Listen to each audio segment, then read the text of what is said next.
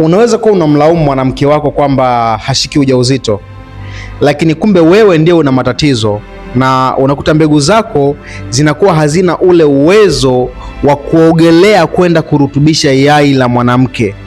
Hasa ni sababu gani ambazo zinapelekea mbegu zako zisiwe na ule uwezo wa kwenda kurutubisha yai la mwanamke, ule uwezo wa kuogelea? Kitu cha kwanza huwa ni sperm morphology, yani ule muundo wa sperm, muundo wa mbegu zako. Ni kama mbegu zako kichwa chake, sababu mbegu inabidi iwe na kichwa, kiwiliwili na mkia. Kama havieleweki, kichwa hakieleweki, mkia haueleweki, kiwiliwili hakieleweki, basi inakuwa ni kazi sana kwa wewe kuweza kumfanya mwanamke ashike ujauzito, kwa sababu ile mbegu yako inakuwa haina uwezo wa kuogelea kwenda kurutubisha lile yai.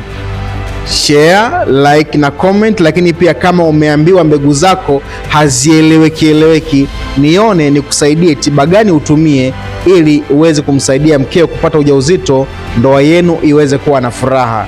Share, like na comment.